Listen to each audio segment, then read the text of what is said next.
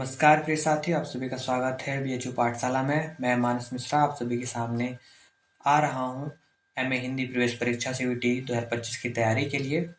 जैसा कि आप सभी जान रहे हैं, सामने लिखा हुआ है हिंदी का महाकुंभ। तो इसी हिंदी के महाकुंभ में आप लोग भी स्नान करिए और जो सीयूईटी पीजी 2025 है उसमें आप लोग अच्छे से मेहनत करके और जो बीएचयू है, डीयू है, जेएनयू, जो भी आपकी सेंट्रल यूनिवर्सिटीज़ हैं उसमें एडमिशन पाइए। सीयूईटी पेजी हिंदी की गारंटी मेरी है, कैसे निकालना है, क्या क्या रणनीतियाँ रहेंगी। आप प्रकर्ष 2025 बैच से जुड़ सकते हैं, आपका भी उत्थान हो। बीएचयू पाठशाला प्लेटफॉर्म पर आप बीएचयू पाठशाला का ऐप डाउनलोड कर सकते हैं, वहाँ से मेरी जो वीडियोज़ हैं एक्सेस कर सकते हैं, या फिर आप बीएचयू पाठशाला के ऑनलाइन यूट्यूब चैनल पर आप मेरी वीडियोज़ को फ्री में देख सकते हैं। नए पैटर्न पर आधारित जितने भी प्रश्न बन रहे हैं इस बार या इसके पहले जो भी बने हैं प्रश्न, उन सब की तैयारी के साथ साथ हम आगे इस पाठ्यक्रम की चर्चा करेंगे। उससे पहले आप लोग जानिए कि जो बीएचयू या जेएनयू या डीयू पहले इसके एग्ज़ाम कराते थे या परीक्षा होती थी, उसमें प्रश्न किस प्रकार से बनते थे। तो उसमें 100 प्रश्न रहा करते थे, लेकिन अब क्या हो गया, पैटर्न बदल गया है। अब आपको मात्र 75 प्रश्न हल करने हैं। क्योंकि पिछली बार मैंने प्रश्न पत्र देखा था, उसमें बहुत सारे जो प्रश्न थे वो आउट ऑफ सिलेबस थे। ठीक है, तो आउट ऑफ सिलेबस वो प्रश्न नहीं थे एक्चुअली। ठीक है, आपको लग रहा होगा आउट ऑफ सिलेबस है, लेकिन जो भी सिलेबस में पाठ्यक्रम में चीज़ें लगी हुई थी उन्हीं को इर्द गिर्द बनाकर, आधार बनाकर उसने मॉडर्न तरीके से प्रश्नों को पूछा था। ठीक है, प्रश्नों को घुमाकर पूछा था, उसने सीधे नहीं पूछा कि आचार्य रामचंद्र शुक्ल का इतिहास, साहित्य, हिंदी साहित्य का इतिहास कब लिखा गया। उसने पूछा कि हिंदी साहित्य का इतिहास 1929 में लिखा गया, तो यह किसका इतिहास हो सकता है। इस प्रकार से उसने प्रश्नों की चर्चा की थी। तो ये मेरा कुछ परिचय है, आप सभी देख सकते हैं।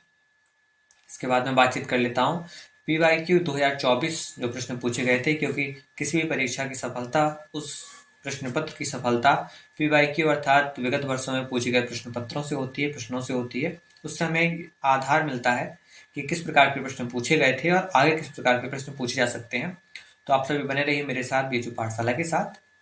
आगे हम लोग बातचीत करते रहेंगे। ये पार्ट 1 है। इस प्रकार मैं सीरीज पूरी क्वेश्चन चलाऊंगा, क्वेश्चन सीरीज, जिसमें मैं 2024 से जो भी प्रश्न हैं उनको साथ ही साथ एक विश्लेषणात्मक अध्ययन तरीके से, यानी एक प्रश्न है उसके 4 विकल्प हैं, तो 4 विकल्पों में से और कितने प्रश्न बन सकते हैं। ठीक है, क्योंकि एक ही तरीके से कई बार प्रश्न पूछे जाते हैं। मैं आपको फिर से बता दूं कि 60% जो प्रश्न पूछे जाते हैं वो पीवाईक्यू से पूछे जाते हैं, अर्थात विगत वर्षों के प्रश्न पत्र से। तो आप लोग इसको हल्के में ना लें और अच्छे से इसकी तैयारी करें। ठीक है, और आज के पहले प्रश्न की शुरुआत करते हैं। आज का पहला प्रश्न है आपकी स्क्रीन के सामने। ये कोई केबीसी नहीं चल रही है, ये आपके पीवाईक्यू चल रहे हैं, तो आप लोग उसी हिसाब से इसके उत्तर दीजिएगा। तुलसी का काव्य समन्वय की विराट चेष्टा है, यह किस विद्वान का कथन है। विकल्प 1 है आचार्य रामचंद्र शुक्ल, आचार्य हरिहर प्रसाद द्विवेदी। विकल्प 2, विकल्प 3 है आचार्य परशुराम चतुर्वेदी, और विकल्प 4 है आचार्य विश्वनाथ प्रसाद मिश्र। आपके पास विकल्प 4 होते हैं। अभी तो ये बहुत ही साधारण रूप है, आप लोगों को देखने को मिलेगा। आगे और भी जटिल प्रश्नों को मैंने रखा है। तुलसी का काव्य समन्वय की विराट चेष्टा है, यह किस विद्वान का कथन है। तो इसका सही उत्तर आप लोगों ने अब तक मन में सोच लिया होगा। इसका सही उत्तर है आचार्य हरिहर प्रसाद द्विवेदी।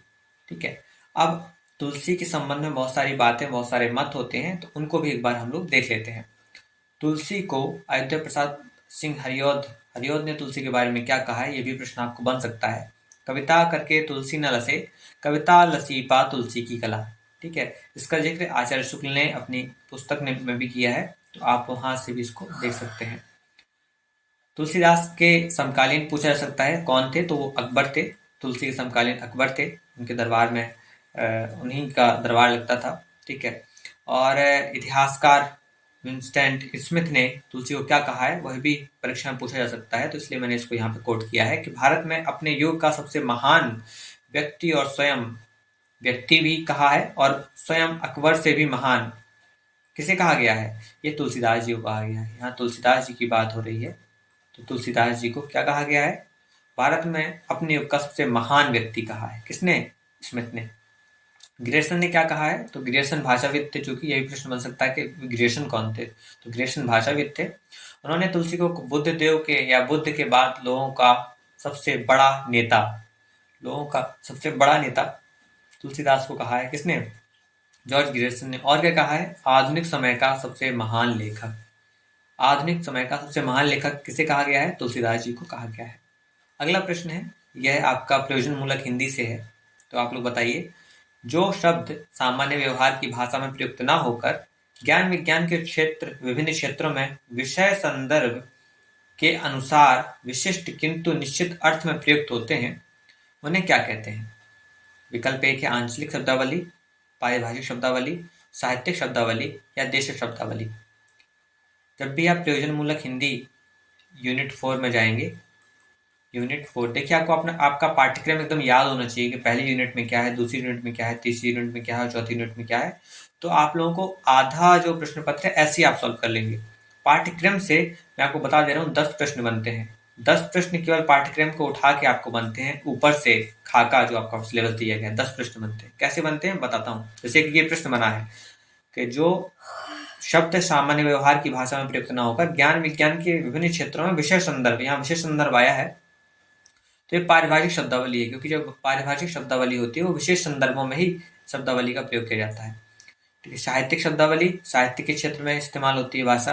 देश शब्दावली यह ठेठपन दिखाने के लिए या उस देश के या उस देश समाज के कुछ शब्द होते हैं जो उसी समय समाज में प्रयोग किए जाते हैं। आंचलिक शब्द क्या होते हैं? ये गांव या आंचल में प्रयोग किए जाने वाले शब्द होते हैं। ठीक है, तो इसका सही उत्तर होगा पारिभाषिक शब्दावली। अगला प्रश्न है 3, तुलसी द्वारा राम भक्ति को पूर्ण प्रतिष्ठा, भक्ति, वीरता का वर्णन, ईश्वर के प्रति प्रेम किस शाखा से संबंधित है? तो पहले आप लोगों को पता चल गया होगा, तुलसीदास जी का वर्णन है, राम भक्ति लिखा हुआ है, साफ साफ इसका उत्तर आपको दिख गया, क्या है? राम भक्ति शाखा से। ओके, देखिए शुक्ल जी ने, अब यहां से प्रश्न बन सकता है, ये तो सामान्य बात थी, लेकिन शुक्ल जी के अनुसार जो भक्ति काल का विभाजन है, तो भक्ति काल को शुक्ल जी ने क्या कहा है? भक्ति काल को शुक्ल जी ने क्या कहा है? तो आप लोग बताइए भाई। इसको शुक्ल जी ने पूर्व मध्यकाल कहा है। क्या कहा है? पूर्व मध्यकाल। तो पूर्व मध्यकाल किसको कहा है? भक्ति काल को। भक्ति काल को कितने प्रकरणों में बांटा है? तो 6 प्रकरण में। कितने प्रकरण में? 6 प्रकरण। तो प्रकरणों में बांटा है। और पहला प्रकरण क्या है? सामान्य परिचय। दूसरा निर्गुण संत कवि। तीसरा सूफी कवि। चौथा सगुण राम भक्त। पांचवा सगुण कृष्ण भक्त। और छठवां सगुण फुटकल कवि। देखिए प्रकरण 6 है, लेकिन यहाँ पे भी सगुण शब्द का इस्तेमाल शुक्ल जी ने किया है अपनी किताब हिंदी साहित्य के इतिहास में। निर्गुण होते हैं यहाँ कबीर वगैरह के बारे में हम लोग बातचीत करेंगे। सूफी कवि में हम लोग जायसी, कुतुबन मंजन, मुल्ला दाऊद इनके बारे में बातचीत करेंगे। सगुण राम भक्ति में हम लोग तुलसीदास जी के बारे में, कृष्ण भक्ति में सूरदास, कुम्भनदास, पुरी, अष्टछाप शाखा के बारे में बात करते हैं। और जो फुटकल कवि है इसमें उन्होंने रहीमदास को रखा है और रसखान को भी इसमें रख दिया गया है। अगला प्रश्न है यह आपकी यूनिट 7 से है। यूनिट 7 से है सीधे सीधे। ठीक है, पूछा गया है सिंधूर्मी का संधि विच्छेद है। आपको बताना है सिंधूर्मी का संधि विच्छेद क्या है। पहला विकल्प है आपका सिंधु, सिंध प्लस उर्मी। दूसरा विकल्प है सिंधु प्लस उर्मी। तीसरा है सिंधु उर्मी। चौथा है सिंधु प्लस उर्मी। तो मैंने बताया था आप लोगों को क्लास में ही कि जब भी संधि विच्छेद होता है तो जो विच्छेद करने के बाद 2 शब्द बनते हैं उन दोनों का एक पूर्ण अर्थ होता है। क्या होता है? एक पूर्ण अर्थ होता है। अगर अर्थ अपूर्ण है तो वह विच्छेद अच्छे से नहीं किया गया है। तो इसका सही विकल्प है सिंधु ऊर्मी। क्योंकि क्या होता है, सिंधु का अर्थ होता है सागर या महासागर या सिंधु सिंधु कह सकते हैं, और ऊर्मी का अर्थ होता है लहर। क्या होता है इसका? लहर। तो क्या हो गया? सिंधु अर्थात समुद्र की लहर इसका एक उपयुक्त अर्थ हो गया। अगला प्रश्न हम देख लेते हैं, ये आपका काव्यशास्त्र से है और काव्यशास्त्र आपके कौन सी यूनिट में आप लोगों को बताना है फटाक से? यूनिट 6 में है। मैं आप लोगों को इसलिए आपको रिकॉल करा रहा हूँ कि हर एक यूनिट से प्रश्न पूछे गए हैं। आप ये नहीं कह सकते कि इस यूनिट से कम प्रश्न है, उस यूनिट से ज्यादा प्रश्न है। कुल आपको 75 प्रश्न ही पूछे जाने हैं। तो 75 प्रश्न में कहाँ से पूछेगा? जहां से पूछेगा आप लोग जानते ही है कि नहीं। तो आचार्य भामह ने काव्य अलंकार, अब देखिए भामह जी का आपको ग्रंथ का नाम पता चल गया। क्या पता चल गया? काव्य अलंकार इनका ग्रंथ है। मैं काव्य सृजन का मूल हेतु, चूंकि काव्य हेतु आपके पाठ्यक्रम में है कि नहीं, तो ये काव्य हेतु से प्रश्न है। हेतु किसे माना है? तो विकल्प 1 है अभ्यास, प्रतिभा, परिणाम या व्युत्पत्ति। ठीक है, पहली चीज ये है कि परिणाम किसी भी प्रकार का काव्य हेतु नहीं होता है। काव्य हेतु आपके 3 होते हैं, अभ्यास, प्रतिभा और व्युत्पत्ति। तो भामह ने क्या माना है, तो आपको बताना है। इसका सही उत्तर है प्रतिभा। प्रतिभा को भामह ने काव्य सृजन का मूल हेतु माना है। अब देखिए काव्य हेतु आ गया है, तो काव्य हेतु पर बातचीत कर लेते हैं। ये देखिए भामह ने काव्य अलंकार में ये सूत्र दिया था, काव्यम तु जायते जातुम कस्यचित् प्रतिभावतः, अर्थात काव्य सृजन तो किसी प्रतिभावान की प्रतिभा से ही उत्पन्न होता है, बिना प्रतिभा के कोई भी काव्य रचना में समर्थ नहीं हो सकता। यानी कि प्रतिभा के बिना कोई कार्य संभव नहीं है। ये किसने कहा था, भामह ने कहा था। कौन सा ग्रंथ है इनका, ये ग्रंथ हो गया तुम्हारा, कौन सा ग्रंथ हो गया ये, भामह का काव्य अलंकार। अब देखिए मैंने बात की थी यहाँ काव्य हेतु की, तो काव्य हेतु कितने होते हैं, 3। अब एक प्रश्न ये बन गया कि काव्य हेतु कितने होते हैं, काव्य हेतु कितने होते हैं। तो काव्य हेतु कितने हो गए, 3 काव्य हेतु हो गए। पहला हो गया प्रतिभा, दूसरा व्युत्पत्ति और तीसरा हो गया अभ्यास। ये निपुणता, निपुणता और किसी ने इसको शक्ति भी कहा है, प्रतिभा को शक्ति भी कहा है। मैं क्लास में मैंने बताया था शक्ति किसने कहा है, वो आप लोग बताइए। प्रतिभा, व्युत्पत्ति और अभ्यास। आचार्य बामन ने काव्य हेतु की जगह काव्यांग शब्द का प्रयोग किया है। ये देखिए इसी प्रश्न पत्र में आपको इसका एक प्रश्न फिर से मिलेगा काव्य शास्त्र का। आचार्य बामन ने काव्य हेतु को क्या कहा है, तो काव्यांग की संज्ञा दी है। किसने, आचार्य बामन ने। वामन रीतिकाल के प्रवर्तक आचार्य हैं। किसके, रीतिकाल के प्रवर्तक आचार्य, रीतिकाल के प्रवर्तक आचार्य। जहां पे रीति काल या रीति से संबंधित कुछ भी बात कही गई हो वहां वामन जी का नाम आएगा जरूर, ठीक है। अगला प्रश्न है आपका, सूची 1 और 2 को सम्मिलित करना है। सूची 1 में लेखक का नाम दिया गया है, सूची 2 में रेखा चित्र नाम दिया गया है। यहाँ से प्रश्न कैसे बनेंगे कि यहाँ पर लेखक है और यहाँ पर रेखा चित्र है। अगले पेपर में आपका प्रश्न ये बन सकता है कि इनमें से कोई भी रचना पूछ देगा और पूछेगा कि यह किस विधा की रचना है, ठीक है। तो यहाँ पर है महादेव वर्मा, माखनलाल चतुर्वेदी, डॉक्टर नगेंद्र, कृष्णा सोबती। यहाँ पर है चेतना के बिंब, मेरा परिवार, हम हशमत और समय के पांव। आप लोगों ने महादेव वर्मा का नाम जरूर सुना होगा। सबसे ज्यादा किसी को नाम पता होगा तो यही विकल्प सबको पता होगा। महादेव वर्मा का दूसरा विकल्प है ए का दूसरा, ठीक है। तो ए का दूसरा कहाँ रहा, ये रहा ए का दूसरा, ये और ये, यानी कि ये दोनों विकल्प आपके हट गए। ये एक प्रश्न हल करने की एक तकनीक है। दूसरा विकल्प है जैसे माखनलाल चतुर्वेदी, ये मान चलो आपको नहीं पता। क्या नगेंद्र आपको पता है, नगेंद्र का है जैसे चेतना के बिंब, ये रेखा चित्र है इनका। तो सी का पहला, अब सी का पहला कहाँ पर है, यहाँ पर भी है और यहाँ पर भी है, यानी कि आपको डी पता करना पड़ेगा या फिर आपको बी। तो बी माखनलाल चतुर्वेदी, तो माखनलाल चतुर्वेदी का है समय के पांव और कृष्णा सोबती का है हम हसमत। तो आपका पता चल गया बी का चौथा, तो बी का चौथा ये रहा, तो विकल्प दूसरा आपका सही हो जाएगा। इस प्रकार से भी आप प्रश्नों को हल कर सकते हैं। और ये प्रश्न आपका पूछा गया था यूनिट 3 से, क्योंकि इसमें क्या है, अन्य गद्य विधाएं भी हैं। क्या है, अन्य गद्य विधाएं से, अन्य गद्य विधाओं से ये प्रश्न बना है। और विधाओं से कौन से, रेखा चित्र से बना है। कहाँ से बना है, रेखा चित्र से। तो ये ध्यान दीजिएगा, अगली बार प्रश्न पूछ सकता है मेरा परिवार किस विधा की रचना है, तो रेखा चित्र से है। देखिए महादेवी वर्मा चूंकि छायावाद की एक स्तंभ कवयित्री रही हैं, तो उनके बारे में या निराला या पंत या प्रसाद के बारे में आप लोगों को सारी जानकारी होनी चाहिए। तो महादेवी वर्मा की जो रचनाएं हैं, रचनाएं आप ऐसे याद कर सकते हैं कि छायावादी जैसे कवि हैं, जो भी जिस काल का प्रतिनिधि कवि है, प्रतिनिधि कवि, उसको जरूर आप लोग याद कर लीजिएगा। आपका गलत होगा ही नहीं 100%। प्रतिनिधि कवि यदि आप लोगों ने कवर कर लिए तो आपका गलत होंगे ही नहीं बिल्कुल भी, चाहे आप आदिकाल के हों, चाहे भक्ति काल, चाहे रीति काल। जैसे अब भक्ति काल से तो आप यहाँ सरगुण में अगर तुलसीदास और सूरदास को नहीं पकड़ पा रहे हैं और निर्गुण में आप कबीरदास जी को और वहाँ जायसी को नहीं पढ़ के जा रहे हैं, तो फिर आपका प्रश्न गलत होने के चांस ज्यादा है।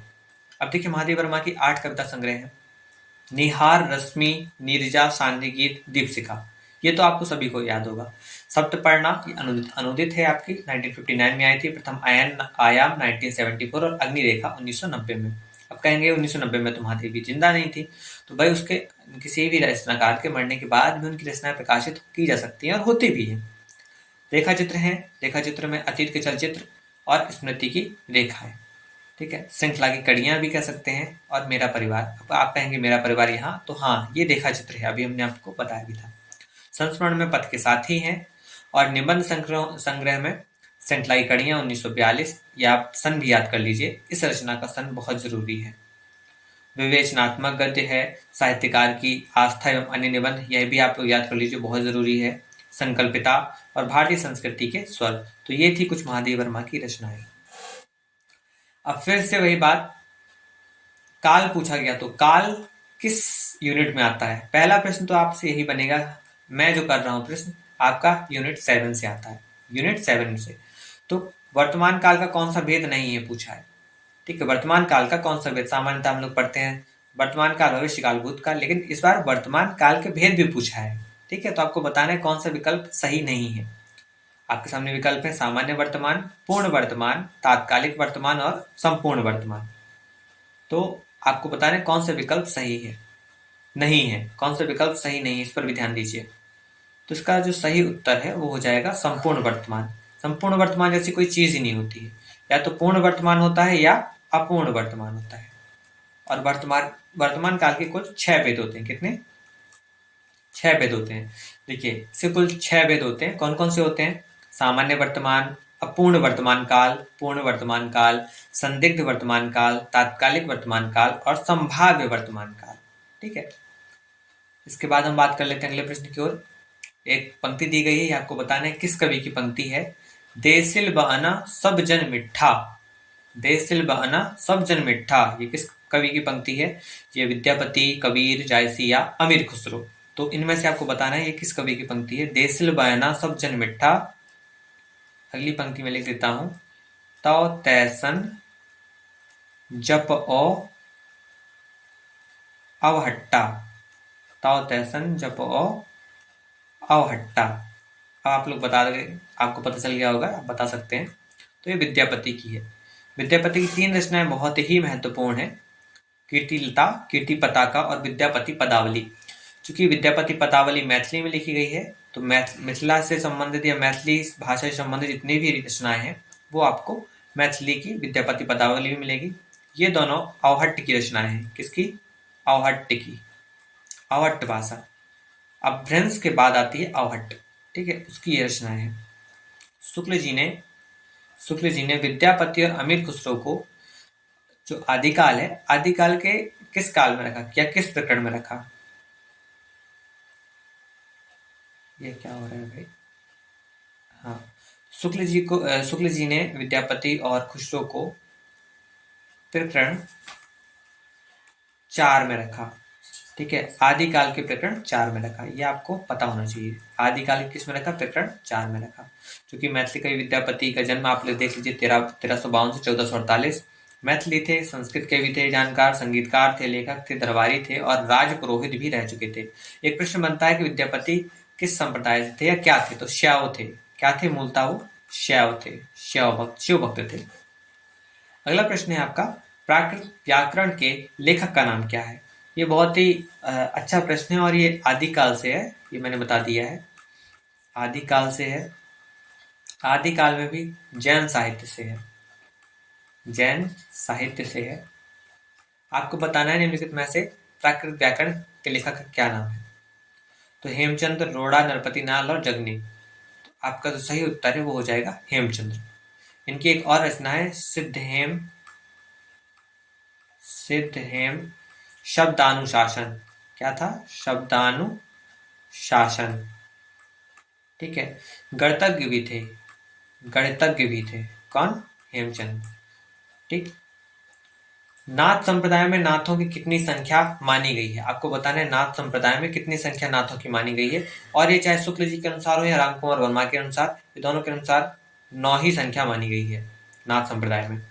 अब देखिए 9 नाथों के 9 नाथ पूछे गए थे भाई पिछली बार के निम्नलिखित में से कौन सा नाथ नहीं है।